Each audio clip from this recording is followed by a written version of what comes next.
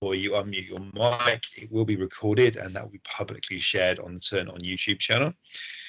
We've got some people here that have told me they will be a little bit late arriving, so you may have others joining us during the training session and they will just pick up wherever they come in. We are today going to have a look at how Minecraft Education Edition can be used in your school and the educational benefit and impact it might have. It's one of a series of Fuel the Classroom webinars from Microsoft and Turn On are delivering on their behalf. One of the things we will also be doing for you this afternoon is gifting you a Microsoft Education Centre code. If you're joining us for the first time this afternoon, the MEC, the Microsoft Education Centre, is a great place to go and find professional CPD courses. And everything we're going to cover with you this afternoon can be found on courses in the Microsoft Education Centre.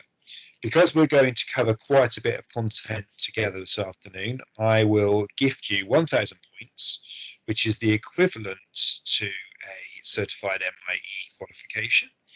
It will also credit you for completing one of the Minecraft modules, and that will start you off either on courses or what's called learning pathways, and there's a series of courses, and there's a really good learning pathway for Minecraft Education Edition that you can work your way through to discover more complex elements, and if you're sharing it with colleagues, you can share the really simplistic bits as well. Becoming a certified MIE is, as I said, quick and easy. It's 1,000 points on the Microsoft Education Centre, but then it often leads to people getting interested in other courses that are available on there. Genuinely, I find it really useful, and there's videos, how-to guides, and those qualifications build up, and some people then choose to take that one step further and become a certified MIE expert or an MIEE. And at the moment we've got a cohort of people doing that at Turn It On. You may find that you really get a bug for this, and we've got a few people that have now gone on to start becoming showcase schools for Microsoft. But if you don't fancy showcase schools and you just want to focus on your own professional development, you can become an MIE trainer or a master trainer, creating outreach work in your local area, or you have the option to work nationally across the UK, or you can work internationally because it's linked to Microsoft. So as I said, later on in the session at the end, I'll give you the code. You go to Microsoft Education Centre, and when you get to Microsoft Education Centre, you can redeem the code that we're going to give you. This afternoon, we are going to focus primarily on Minecraft Education Edition. We'll discuss, well, why would you choose to use it as a platform? We'll have a little bit of a look at the technical setup that's required, and then we'll go through how to start placing your first blocks, as it's called, and familiarization with using it itself. And we'll dabble a little bit with the coding elements towards the end. I will pause at various points throughout the presentation and come back and either pick up questions that are in the chat, or you're welcome to unmute your mic and discuss with me as you see fit. So let's go over and think about, well, why would we use it in the first place? I've found as a teacher myself that it really does, well, I'm working with primary age pupils or secondary students, usually in Key Stage 3, although I have used it with Key Stage 4 as well. That growth mindset is something that comes quite readily. All of a sudden, people stop thinking in confined boxes and start to consider, well, what could I possibly do with this? And just by nature of bringing them into the world of Minecraft Education Edition, they start to get curious and want to explore. And then they'll go and look at the tools that are available to them. And before you know it, next time you come round to them, you'll find that they've started to tweak that or mend that or take that to the next step, all on their own. It does, by virtue, create a creative mindset as well. They might be set the task of, let's create a square of blocks, but then they will go, oh, we could build on those, we could go up, we could go out, and it then start thinking, well, how could we link that to the real world? And we'll talk about as we go through how to transfer the use of Minecraft into subjects across the curriculum, but also into real world contexts. It does very firmly cause pupils and students to have to problem solve. That building resilience is part of the Minecraft Education Edition, that you won't be successful every time, and in fact you're going to fail more often than not. But what you will do is you'll find one key element, usually most times, that you can use when you come back to try something again. And it helps with building that resilience in real life, building it over here in the Minecraft Education Edition environment. It does, as I say, allow for teaching in most subjects. I'll give you a few examples when we nip over to look at Minecraft Education Edition itself. And then the learning that you undertake tends to be sticky. For instance, I decided to recreate a local monument with one of my schools, and those people still now, when I go back to work with that school, reference, oh, do you remember when we recreated this element of the town centre? It's so good, and I've still got it saved on my computer. And that sticky element I find I can build upon when coming to revisit other areas of the curriculum later in the year, or coming back in to use Minecraft Education Edition in other ways. One thing I really want to emphasize is not just gaming for the sake of it. It's very different, and there are very clear principles, there's 6 of them, that underline the use of Minecraft. So let's address the game section first. So there's 2 broad terms I would use. There's gamification and there's game-based learning. And when you use gamification, it's using things like golden time and rewards. And if you get through everything that we've planned to do this morning, we might get the iPads out and you can have free choice of apps. And that's bringing in gamification to education. But game-based learning is very, very different. Using Minecraft in game-based learning has a positive effect on learning outcomes. It immerses people in those environments and makes them start to think, well, I've got a whole nother world open to me here. And it might be a bit of a faff to build something out of cardboard or construct and craft something in a DT or an arts project over a number of weeks. And I'm not suggesting for 1 minute that you forget those areas of the curriculum. They're vitally important.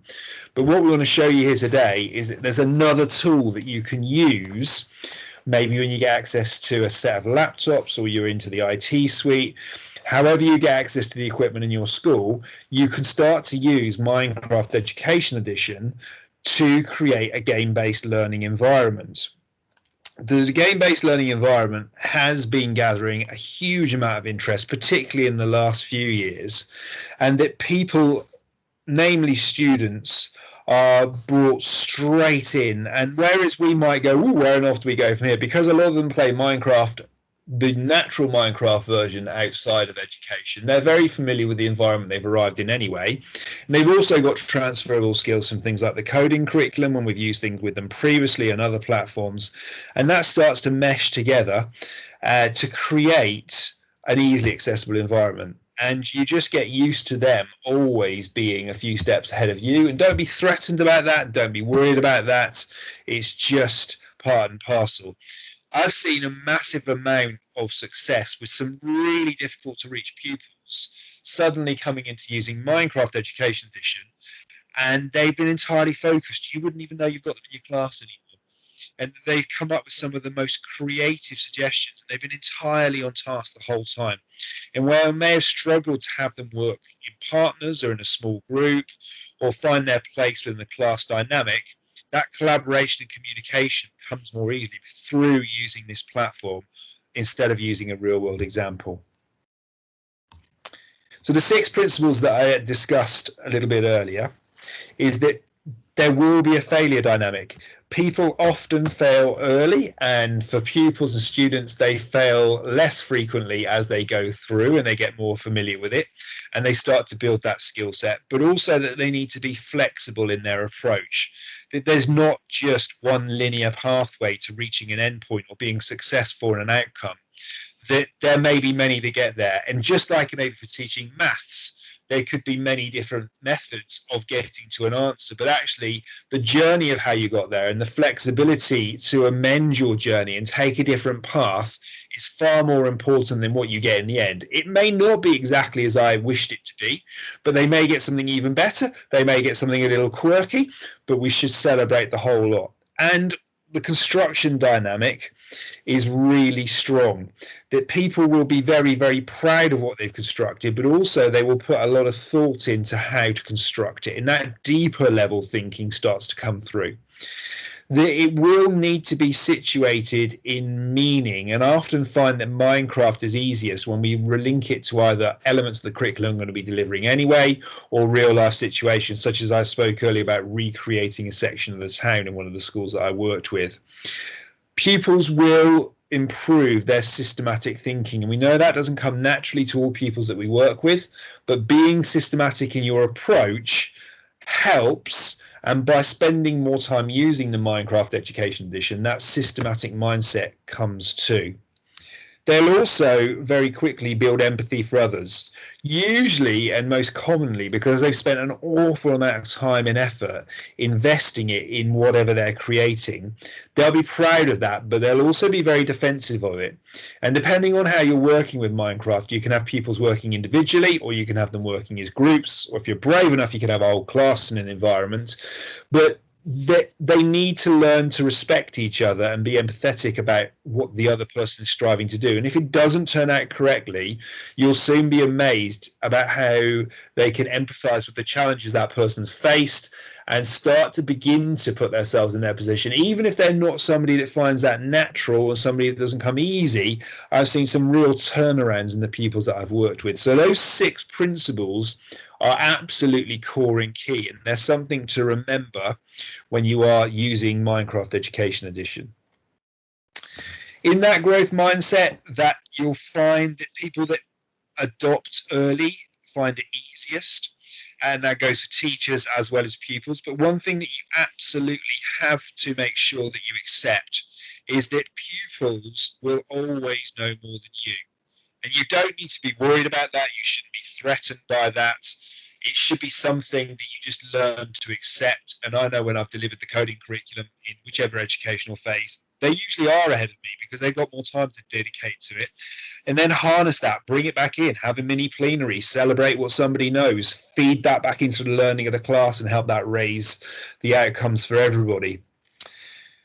The other areas that you'll be focusing in on is that you will need to create a student-centered classroom and accept the fact that you let them take ownership of that learning and that they can quickly and easily feed in to the original lesson plan, and that lesson plan will be better and enhanced even further still by them owning that learning in the classroom. We know we do that in real world terms. We know that we do that with physical subjects. So don't be afraid to do it in a digital world where they can also have control of what's going on or feed in and make suggestions, and those can be taken on board and brought into consideration as you progress. I know there's an awful lot of concepts there that you may have grappled with in the past. You may readily bring them into your classroom, but what I want to try and do is give you a few suggestions of books and also leading people in this field to go away and look up. So on screen now, there's a little bit of further reading for you. All of those people that are there are well worth looking up and start to explore either textbooks they've written or articles they've written online. And it will really help you to explore this world of adapting the curriculum through Minecraft Education Edition. So leaving behind the philosophies and the thought process behind it, we'll talk about what you need in order to get Minecraft Education Edition up and running in your school. One of the first things that you'll need to do is make sure that for Office 365, any pupils that you want to use this will need to have what's called an A3 or an A5 license. So if you're using the free version of Office 365 for pupils or students, you won't be able to get the Minecraft Education Edition in there. You need to get the A3 or A5 licensing. If you want to, there's an online checker. If you just look up Minecraft Education Edition license checker, it will take you to a page where you can check to see which licenses are required and what you might need to do. So that may be something you need to speak to as IT support and check what students have allocated to them as a license to their account in Office 365. Otherwise, you'll get Minecraft loaded, you'll go to get your pupils, students logged in. The first thing they'll get is a message telling them that their license in Office 365 doesn't allow them to use Minecraft Education Edition. So do prep that. We appreciate that there's a cost associated with getting the license for A3 and A5. It's not a huge amount, but I appreciate as well that budgets are extremely tight in schools at the moment. But if you're going to use the Minecraft Education Edition in a large way, it is worth the investment because anyone could use it across a school. And then the easiest way to manage using those licenses you've invested in, let's say you upgraded 30 licenses from A1 to A3 or A5, is have a term where one class or one set uses Minecraft and then transfer those licenses over to another set of pupils. If you're in a secondary and you've got the luxury where you can afford this, or maybe you've got an A3 licensing for everyone in the school, then that's great. But a lot of primary schools don't have that level of budget, so moving licenses around can be another way of achieving the same thing. As far as devices are concerned, it's really quite diverse now, the range of devices that you can run this on. So obviously Microsoft owns Minecraft, and it also owns Minecraft Education Edition. So it will run on Windows 10 desktop computers or laptops. If you're going to run it on a desktop computer, you need to make sure that you've got a microphone or certainly some headsets, because otherwise you'll be driven crazy listening to what everyone's doing. It will run, if you happen to have Apple computers, and some of the secondary schools that may be joining us do, it will run on Mac OS and it will be quite happy on there. Same version gets released simultaneously for Windows and Macs. If you've got a mixed device school, it will also work in exactly the same way. There's an app available for iPads if you've got iPads in your school, but there is no app for Android tablets. That hasn't been developed at the moment. But recently, in December 2020, there was a version released on the Google Play Store for Chrome OS, so you can install it on Chromebooks if you've got Chromebooks in your school. The specification of those machines needs to be above base level. So if you've got, for instance, a Windows 10 device and it's a desktop or it's a laptop, it happens to be an Intel-based processor, they go i3 for basic, i5 for medium, and i7 for top end. If you start to run it on an i3 processor with not very much RAM, so that's usable memory in the computer, it will either start running and stop, or it will be a really bad experience where it's juddering. Another thing that you will experience is Minecraft will push the graphics capabilities of your device to the extreme, so you will find that they run extremely hot a lot of the time. There's no getting around that regardless of spec of machine that you've got, but the higher the spec, the more easily it runs. So if you've got entry-level Windows 10 laptops, for instance, I would advocate testing it to begin with, because what you might find is you've got some devices it could give you a little bit of trouble before you start. The next area to discuss is that you need to get everybody on the same version. So again, with making sure that you've got the right licenses allocated, you need to make sure that you've got everyone on the same version. If you don't get everyone on the same version, it's impossible to have people sharing in the same environment. So the version can always be seen in the bottom right-hand corner when you log in, and you need to make sure that that number matches. I think currently the version is 1.14.50. So if you had someone on 1.13, they couldn't play a multiplayer game or work together and collaborate in an environment together. You would just get a problem where you share a code to join, and we'll show you what that code looks like, but they wouldn't be able to join on other devices. So having that also done before you try to teach is really important. The other thing, if you are going to have any sort of collaboration taking place, everyone needs to be on the same wireless network. If you're in a primary school, it tends to be there is only one wireless network name to join, but some of the larger schools and in secondaries, they might be on different, particularly if you're working with bring your own devices. So make sure that everyone is logged onto that same wireless network. Also, make sure that everyone is on the same channel to communicate. So you've got channels in your wireless, but you've also got channels in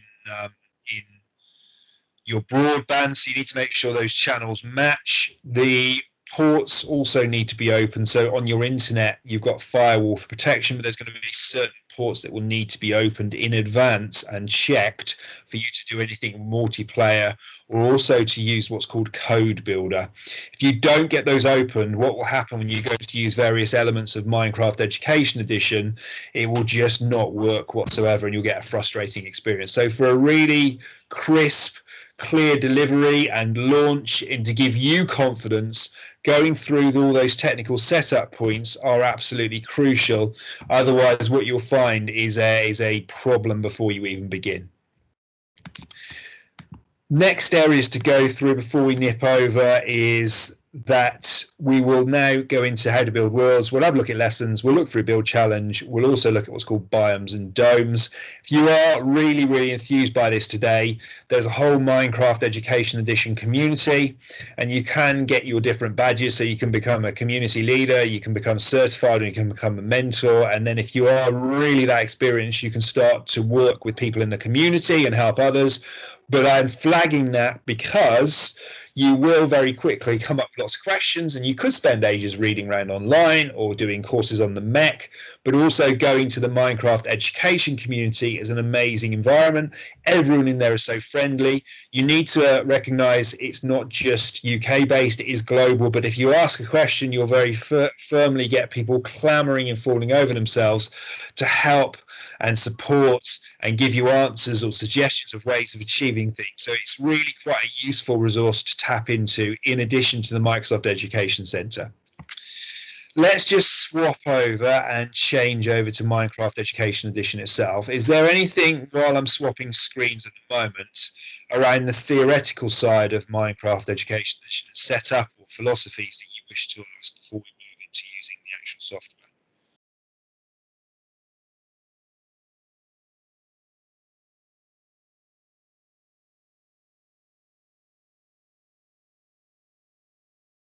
No? Okay. If anything comes up or you think of it as we go through, again, feel free to type the question into the conversation on the chat bar there, and we can talk about it. So once you're logged in, this will be the landing page. You're going to have a few simple options. The first one is to set up your avatar. So in here, I can choose things like male, female, costumes, outfits, hair colors, and so forth. I'd advise giving a set amount of time for that. Otherwise, what you'll find is your pupils will waste forever choosing their avatar or going back in and modifying their avatar. The Hour of Code initiative is built right in. So there are Hour of Code challenges in there that you can use, and it doesn't have to be limited to the Hour of Code week.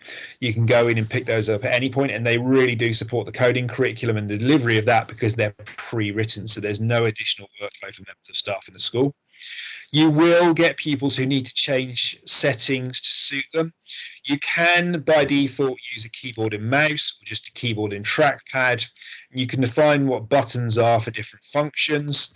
You can also, if you're using a touchscreen device, whether that's a touchscreen laptop, whether it's a tablet, iPad, you can change what happens there with the gestures. If you're finding that, for instance, the video is quite demanding, you can change various elements of the video in here to do with smoothing and rendering. That's just how nicely the graphic appears. But if you switch some of those off so that they're not putting such a pressure upon the computer, you may be able to get around using a lower spec computer. But if you want to put everything back to defaults, the reset to defaults is there. One of the other useful features in here, if you've got EAL pupils, you can choose the language that you want to work in. So although you may be delivering your lesson in English, they could have it in their native language, and there's more and more languages going in all the time. If you want to have one of those requested, do use the feedback features, and that they will, if they have enough requests, the Microsoft Education team will help to build them. So the main feature you're more than likely going to go into is play. And then you've got two options. You can either go into your worlds or view a library, and that's where you find your biomes and worlds, or you can join a world. If you are going to work collaboratively, you're going to press the join world, and then you'll get a code generated from the person that's hosting that world. You enter it in there by clicking them. Once you've got them in there, you press confirm, and as long as you're in the same wireless network, you've got those ports confirmed, and you're using the same version, you'll be able to then appear as avatars all in the same world. So you start to see each other, and you can collaborate together and work on projects. If you've got a Minecraft world saved, you can import it from here. So you press the import button, it will look on your computer. You can upload the world. You can download and save them, and we'll show you those a little bit later, or you can create a new world. So let's go and have a look in the library first of all. You've got pre-made lessons, you've got monthly build challenges, you've got also tutorials teaching you how to play, and biomes and worlds. So if we went into lessons first of all, they're organised by subject, so it's really easy to get into the cross-curricular. It might be I was teaching maths, They are organised in American grades, but once you get in there, you'll soon get a feel for what level that translates to in this country. And you can go through and you can find something that suits the part of the curriculum you're delivering. So it might be that you're going to look at tessellation of shapes or making other shapes by tessellating those shapes. You can read the description, the lesson objectives, the learning objectives, outcomes, and so forth. It will give you a description there. If you decide that you want to get that, you can go to Create World and it will load up and you'll end up in that world there. And I'll show you one of those to do with shape. No, I'll show you to do one with volume a little bit later. So in here are all those different lesson areas. We won't go through them all today in timing, but you can go in and have a look at those. There's also monthly build challenges that are added from the Microsoft Minecraft education team. In here, they can be related to subjects or they could be just related to something, the topic. So I've been covering space before. In there's a really useful one where you've got a blank launch pad and the tower, and then they can use blocks as pupils to build different rockets to go on the launch pad. Or if you're looking at fortifications, castles, and so forth, you might be looking at topic work or local history or geography. You can pick up a gatehouse, then they can develop the walls around it, build moats and so forth. And it means you haven't got to start from a blank canvas. You can start from these projects. So those are build challenges. But in addition, you've got other really useful environments. So hopefully it won't do that. Let's go back in and try that again. Let's go back. It should load up. You can go and pick up these environments that are already there for you. Some of them may be topical, some of them may be fictional. So I've used these in English before for things like storytelling, because you can tell a story inside Minecraft. You might be going on a voyage under the sea, or you might be imagining what it's like being in a pond for science. So you're going to describe an ecosystem or a habitat. You can additionally have biomes. So biomes are like blank canvas worlds, which are themed around different environments: ice, deserts, mountains, oceans. And instead of having to start from the blank level grass, you can then come into one of these biomes and it can immerse you straight in a type of world straight away. And again, I've used those across all the different subjects I've taught. They're really useful for not wasting productive learning time, and then the task that you set pupils or students is what they can get on with within that biome. So all of those are all there inside the library. And I would say go in, create some of those worlds, have a go at borrowing some of them. The worst that can happen is you mess them up and you can delete them. You've got complete control. Once you start using Minecraft Education for a bit, you can come in and you've got my worlds. So here I've been using the classic blocks of grass. That's a flat world, and blocks of grass will start you building and creating from what is a very minimal start. But if you wanted to do something else, so maybe you're looking at area and volume. If I go in and you click on it, this is where you host. If you're hosting, you'll be able to get a hosting code. So I'll go in as I'm hosting this world. I want other people in my class to join. So it's going to build that. And when it opens up, it will be pulling down from online. So here is what's called my agent. We'll talk about agents later. Got a whiteboard there. It talks to me about what I'm doing with area and volume. So I can walk around. What I could start doing is working out the area of these 2D shapes here. But then as I progress, I could move into volumes of these. Now you could smash these down, work out length by width by height. If you look up, you've got the formula there, or you look on this side, you've got the formula there that's been built in the air to remind you, and you can go over, and what you can do is chalk the answers on these boards. Then if you've got pupils in here together, they can all walk around and they can view the answers from other pupils on the board. So there's quite a bit of scope what you can do. And if you think, well, I've conquered those, I could go to the end and I could build my own area or volume challenge as well. So that's a world where it's already pre-created for me. I haven't got to do any work whatsoever. And I can then quickly start to have some ready-made challenges that people can go in. I could use this as an extension activity. I could use this as a learning focus. Maybe we've been doing a lot of paper-based activities. Now we can build it into the Minecraft world as well. If I come out of there, here's the join code that I spoke about because I'm hosting. So I've got panda face, panda face, panda face, and cookie. So when you press the join button way back at the beginning menu, if you type in that code and you're within my wireless network in the school, I would start to see other people arriving in here next to where I've got my Martin avatar. I would get them arriving too, and they can come in and they can start to work on these problems with me. And it can be like doing them as a small group, or we could have it as a whole class. So there's various ways to get people involved. And when you are finished, you can save and exit. And if you save and exit, it will save where you've got to with all your progress. And there you come. So I'll go back into my worlds again. You can see here I've used various different worlds. I've even gone to outer space. So there is one world where you can go to the ISS. And if we go into there, this models the International Space Station, and instead of it being land-based and ground-based, you are in a recreated version of the ISS floating around the Earth. And then what you've got is the ability to go and add new modules onto the space station. You can, if you want, go back up. I think I've fallen down an access chamber there. Or you can float into the top areas. And then you could, if you wanted to, start to play around with, well, what happens if I go and flick one of these switches? If I flick one of these switches, it actually controls the baffles in here and moves things around. So after a while of exploring the space station, you could then decide to extend it and add a new module. And it's up to you what you do with it, but there's scope to do absolutely anything you want. So there's a lot of ability to wander around these environments, modify them, add to them, contribute to them. And as you can see, it's quite easy to wander. So I am using a mouse to control where I'm going, although I could be using a trackpad. And I'm using the W key, S for backwards, A and D for left and right. You can, if you get really advanced, hook up Microsoft Xbox controllers, and they can be used, and I've successfully incorporated those via Bluetooth or wired controllers as well. And you can control exactly what happens with those and the buttons that you press on those as they are used in the Minecraft environment. So there's an example of something that's not world-based. I'm going to save and exit again.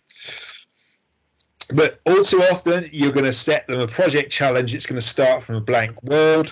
So in that blank world, come back out of that, let's go into blocks of grass. I'm going to play that one rather than host that one, so I'm just going to be in there on my own. When you come in on your own, you will find that the environment will have a certain amount of elements around you that will just happen, such as it's raining currently. You'll also get day and night. And in blocks of grass, you will have various animals wandering around. So you're going to get some llamas and chickens. But because I've been in here before, I've got various things that are already created. So I decided that I would build myself a hut. And that hut at the moment has an inside. Okay, it's quite minimal. Could go into the inside of my hut. And here I've got a fenced area where I'm going to keep some livestock. So that's great, but I want to add to that. So let's go back outside. And what we'll show you now is how to start to build. If you press the E key, it will bring you into your equipment. You can either work your way through the different tabs to look at different equipment objects, or you can use the search tool in there if you just want to find something. So I am going to search for grass. So I've got various types of grass here. I could have a grass path, I could have mature grass. So what I think I'll do is I will equip myself down the bottom. So this is your inventory down here. I throw away what I don't want to use anymore. I'm going to put some grass in there. I've got some other objects which I may or may not use. Let's see if no, in fact, I might just use grass, and I'm going to get rid of the door. And I'll also look for some stone as well. So let's have a look for some stone. Plenty of stone to choose here. I think I might use some chiseled sandstone. So there's got my two objects that are in there. I've got some white balls and other bits and pieces that I'm going to use. So if I come back out into my world, when you get close enough, what you'll see is you'll see an area on the floor where it's quite faint over the internet, but you'll see a square there that appears on the grass. So what you can start to do is either add objects or remove objects. Now, along the bottom of my screen, you'll see my equipment inventory, but what I need to do is get to it. So you can either use the arrow keys or you can use number keys starting on 1. I'm going to walk a little bit closer, and I can start then to place blocks. They can go on top of each other, or they can go on the side of each other. And each time I make a click, I can add further still. And you can do that if you decide you want to make a hole in anything.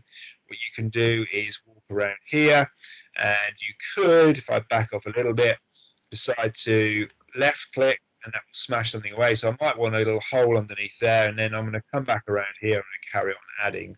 So you've got various options available to you to build how you like. Now I might say, well, I'd like to have a feature there where I've made that hole, so I'm going to swap over. I'm going to go to inventory item 2, and what I'm going to do is I'm going to place some grass there, so it almost looks like I've got a grass area that's been growing in my wall, and it looks a bit more natural. I can see the animals through it and so forth. That's fine. That makes a nice little sheltered area, but I'd like to really get a door on here. I think I'd like to stop the livestock that I'm going to have wandering about outside. So I'm going to go into my equipment again, and this time instead of searching for stone, I'm going to search for doors. Maybe just a door. Let's have a spruce door. And what I'll do is I'll replace the grass for the spruce door, go back, and now what I want to do is put in a spruce door. So if I put the spruce door in there, and instead of having a wooden brick block floor there, I am going to swap back to that. And what I'm going to do is build that with that. Let's get rid of that and go to 2, and I'll put a door in. So now when I walk up to the door, what I can do is I can hit the door, and it will allow me to come back in. And if I want to shut that, I can interact with it again. If I want to get rid of the door, instead of a right click, I make a left click, and you gradually build your environment. So one of the first things you will do when you get pupils into this environment is that you'll start to explore just how to build and choose the basic equipment. And then once you've gone through the basic equipment, you can start to do more advanced things. So what we can do next, now that we've got that environment, is to start to add other elements. So it might be that we want to add a welcome board, and we'll go a little bit closer and we'll place the welcome board next to the threshold of the building. So that welcome board, if I go to number 4, it could be a slate. So on that poster there, I could say, welcome to Mr. Long's farm. And please remove your shoes.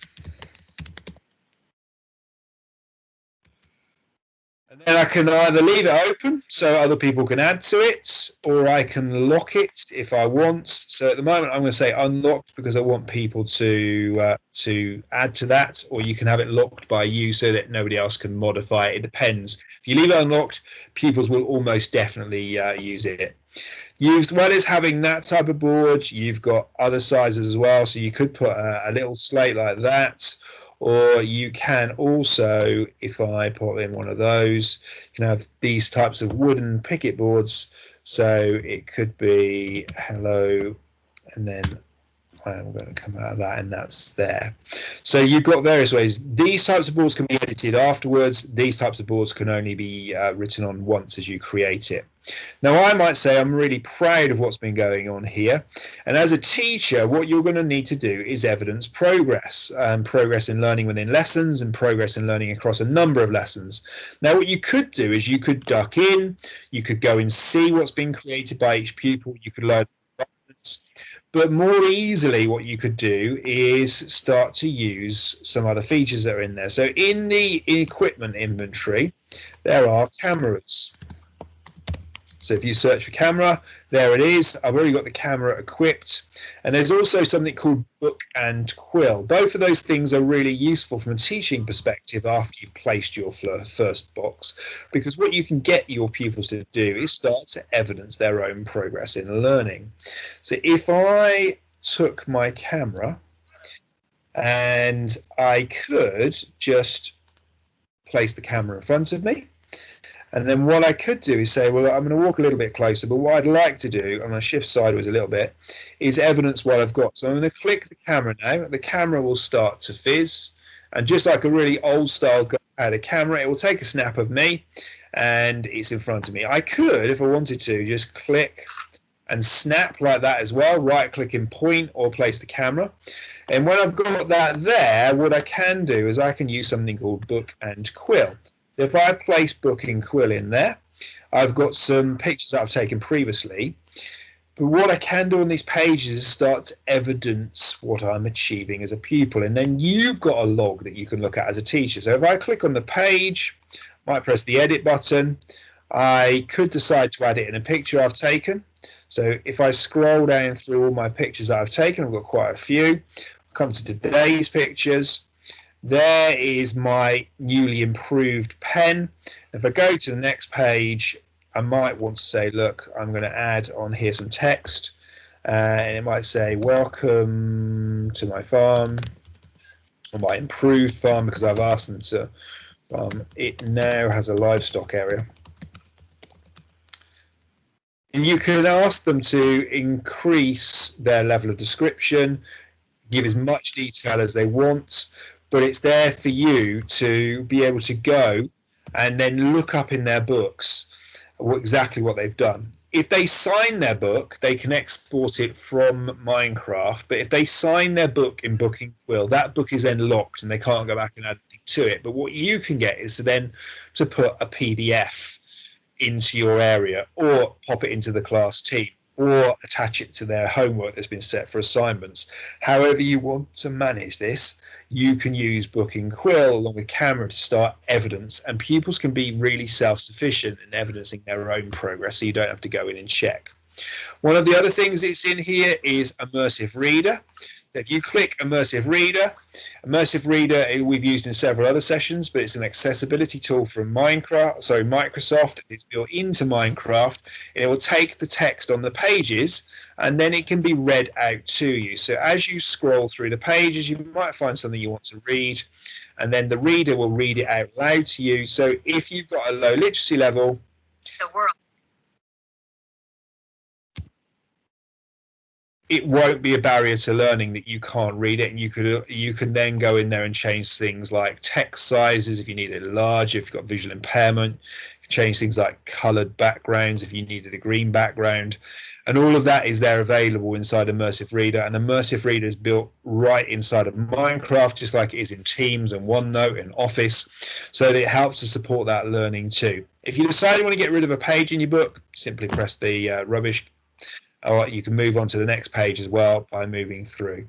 So you've got lots of different abilities there to change the book, but also make sure that you've got really good evidence of what you've achieved so far. Once you've got used to using those sorts of elements in Minecraft, you can start to use things called agents, and my agent's hidden right over here. But before I go into agents today, which will be the final part of the training, have you got any questions at all over placing blocks or changing your environment and how to use those blocks?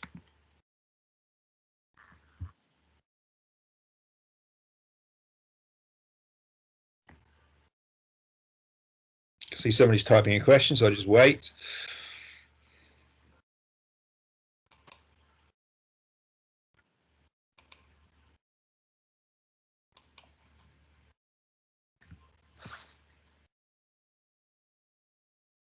Okay, thank you for confirming.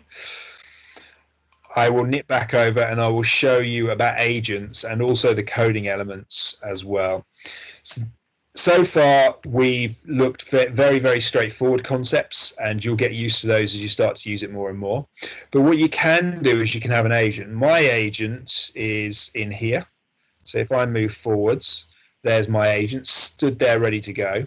Now, my agent, I have started to get to do some work for me. You might be able to see it, and I should have chosen a different type of block, and it might be easier if I jump off the side.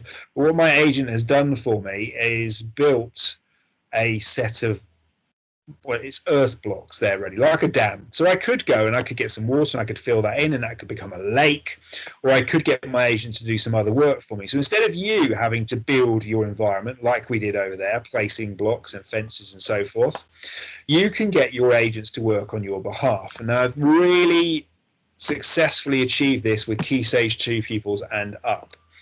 One of the other things you can do in Microsoft Minecraft Education Edition is to go into Code Builder. Code Builder is built here right inside of Minecraft. So by pressing the C key, you can bring up Code Builder. If I go to the menu next to the cross in the top right hand corner, I can switch between different codes. So if I go OK, you can build in Tinker, and Tinker is an associated program. Some of you might have a Tinker subscription, but what you can do is you can have Tinker projects, and you can have agent trials, or you can go through tutorials of how to do things with Tinker linked to Minecraft. I'm going to go out of that there. You can also code in Python for those people that are here from secondary schools today. So you can achieve everything that's visually there through Python script. I'll come out of that one. Or you can go back into Minecraft Code Builder itself. And I've got in here an agent builder project. And what I'm going to do is go in, and I've been making some code.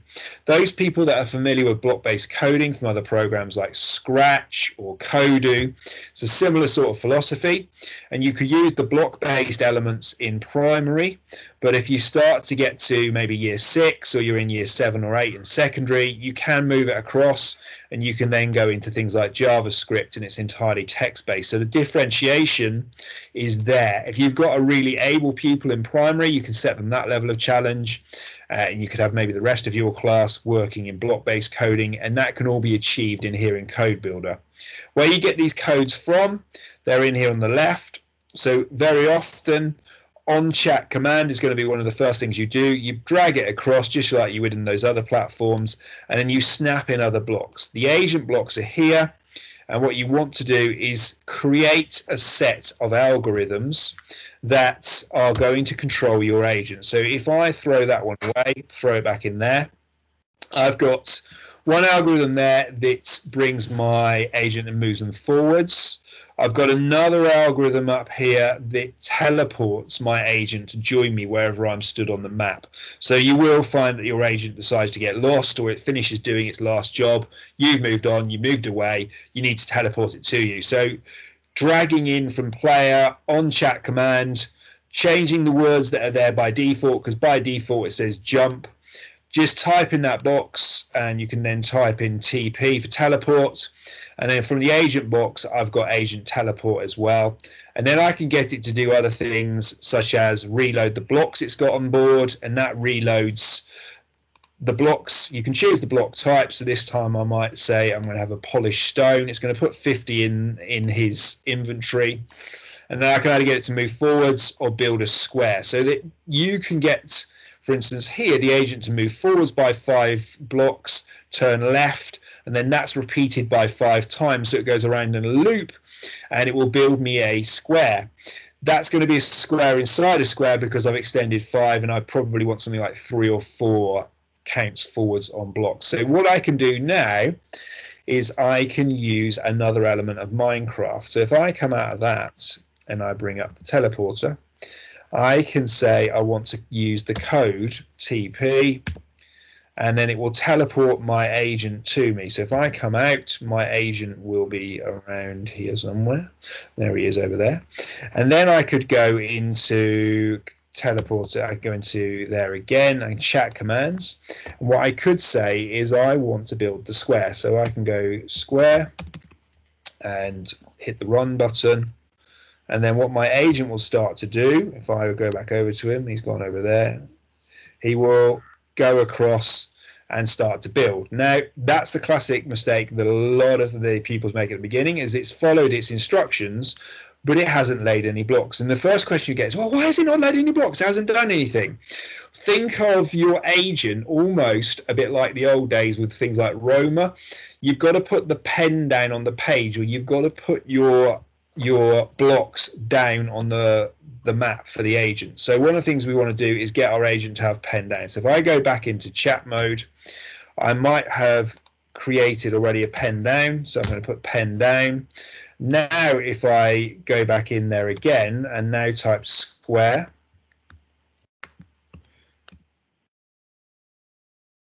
it should, with a bit of luck, there we go. He's got still some of the green blocks on board. It's now filled in for me. my area there, and I could pull my agent out by teleporting him somewhere else, or I could finish off adding those in, or I go back to Code Builder by pressing C, and I think, well, okay, that doesn't quite get me what I want.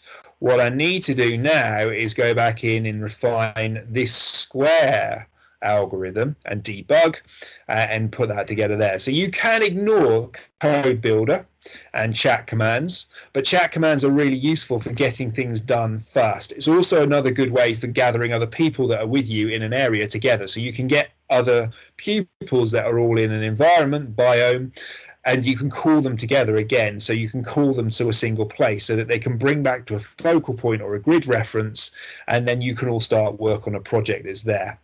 So there's lots of ways to use these options that are here, and most of the time in a primary setting you stick with blocks. Sometimes even in year 7 and secondary you stick with blocks, but then in secondary, for some of the schools that will be watching this, you can move across to JavaScript.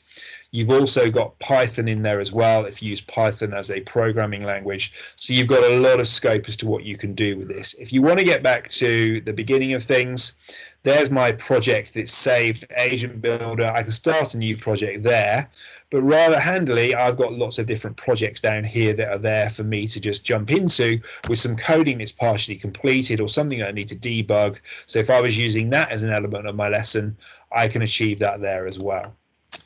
If you are finished in your environment, you press the escape key and you can either go to settings.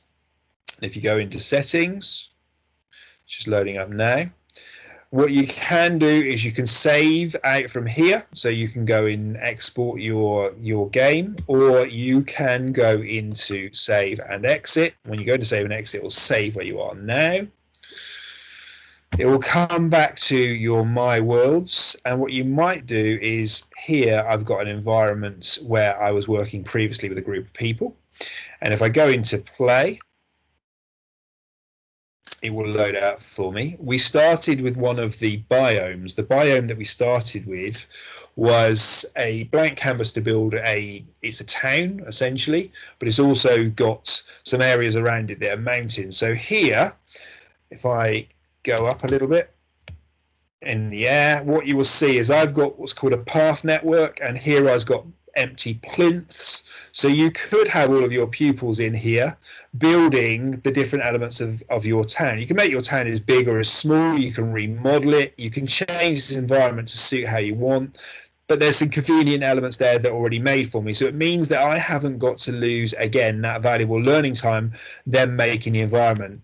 You can move out of the town if you want, and let me drop back down to go down to the world. So if I walk down through here, I've got a path that leads away from the town, and all of a sudden I've got a mountain range and a lake. And what we did with my team here, we were investigating structures, we're looking a bit of DT, but we're also looking at history, and we're looking at Iron Bridge.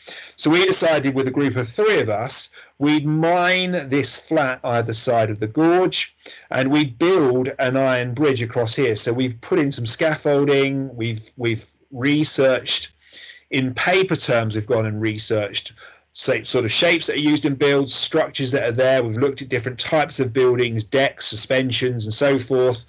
And we've pulled all that together. And then the final part of the project was to come back into Minecraft and build it. And what we did was we made the entire thing. We recreated it in here. It took about an hour to do, but we then placed it in here with little notice boards like we were using in Blocks of Grass to welcome people in.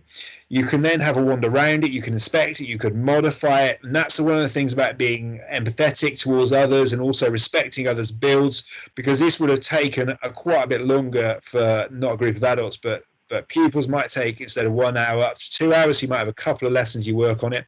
You might then build and extend this further. You might link that across to the building over there, so you could walk out the top of the building and come across. But they need to be respectful of each other's work, and they need to make sure that they don't go around and just have the intentions of destroying.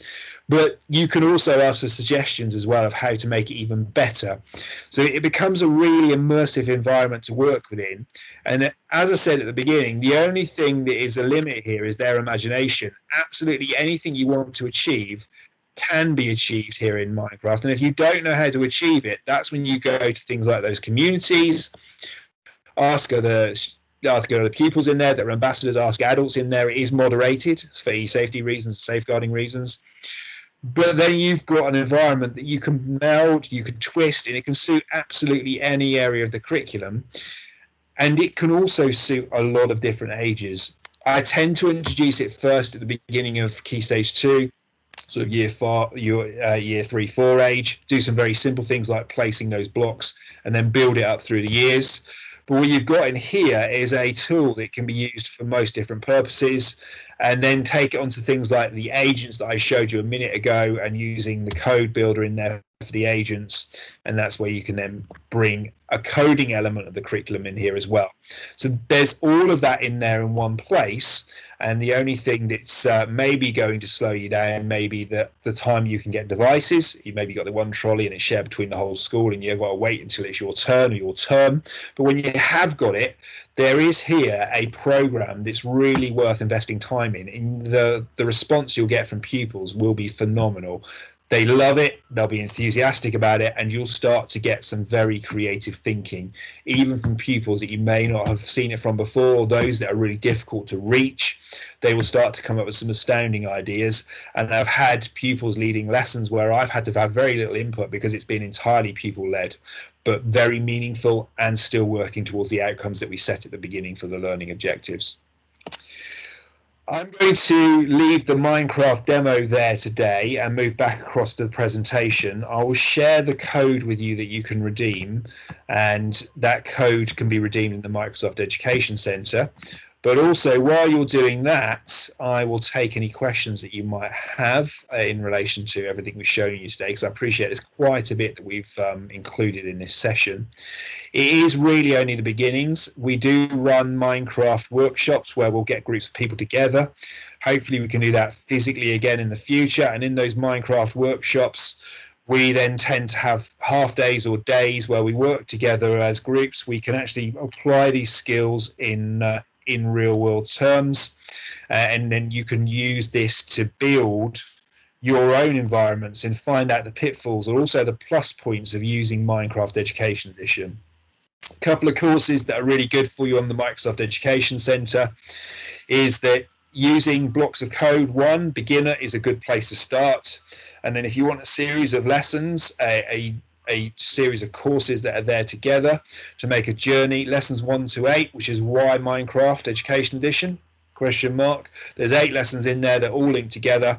They're approximately, I would say, about an hour to an hour and a half each, but they really take you from the basics through to the intermediate and towards some of the more complex at the end. The code itself then for redeeming in Microsoft Education Centre is there on screen.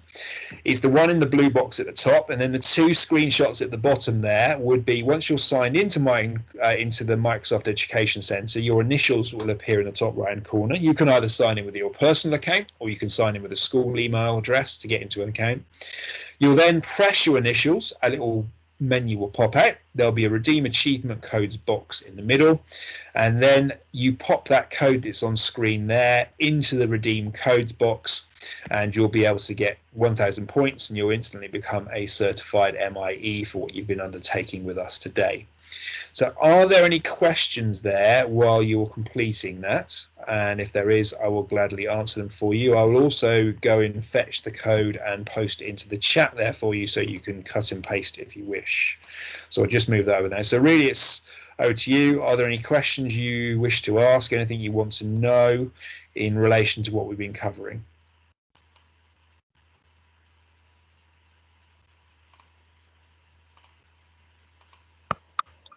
No, it's all very clear. Thank you.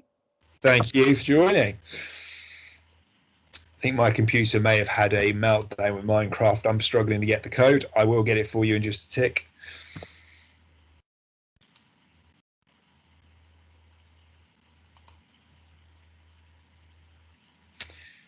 If there isn't anything else this afternoon, I'll remain here for a few more minutes. I'll also post that code in a second when I can get it from my other window. But thank you for coming along today. We're running some more of the Fuel the Classroom sessions in the future, so please do sign up for those. You can find them at turniton.co.uk/events. We'd love to see some of you along there. But otherwise, have a safe rest of the day, and I will see you all again soon. Thank you. Thank you.